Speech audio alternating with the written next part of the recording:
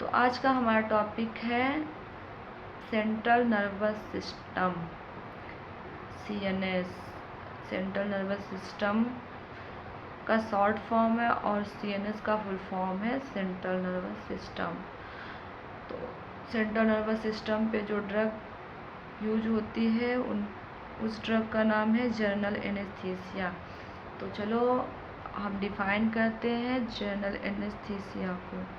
तो डिफाइन, जो ड्रग हमारी बॉडी को पूरी तरह से शून्य करने का वर्क करती है एंड मूवमेंट का समाप्त हो जाना, इस प्रकार के एक्शन जो ड्रग शो करती है उनको जनरल एनेस्थीसिया कहा जाता है।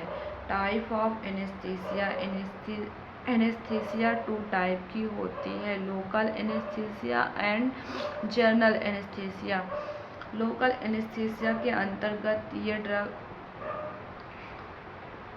ये जो ड्रग होती है यह किसी लोकल एरिया को शून्य करने में यूज की जाती है, यानी कि जो लोकल एनेस्थीसिया होती है वो हमारी बॉडी के लोकल पार्ट को शून्य कर पाती है। यहीं पे बात करते हैं जनरल एनेस्थीसिया की। तो जनरल एनेस्थीसिया इनका यूज होल बॉडी पर होता है, यानी कि जनरल एनेस्थीसिया पूरी बॉडी पर वर्क करती है, पूरी बॉडी को शून्य करने का काम करती है। तो अब बात करते हैं क्लासिफिकेशन का। तो classification general classification of general anaesthesia. इसकी पहली क्लास इनहेलेशन है। इनहेलेशन के अंदर 2 ड्रग आती है, मतलब कि ये क्लास के अंदर 2 ड्रग आती है, एलोएथिन और ईथर। अब बात करते हैं दूसरी क्लास की, इंट्रावेनस। इंट्रावेनस में 2 ड्रग आती हैं, डायज़ेपाम, थायापिंटोल। जैसे आपको याद हो तो आप और भी लिख सकते हैं या पढ़ सकते हैं। अब बात करते हैं इसके फार्माकोलॉजिकल एक्शन की। यह ड्रग सेंट्रल नर्वस सिस्टम पर वर्क करती है और स्लीप प्रोड्यूस करती है, मतलब इस ड्रग को यूज करने के बाद आपको नींद आ जाती है। इस ड्रग को लेने के बाद दर्द का एहसास कम हो जाता है। अब बात करते हैं इंडिकेशन की।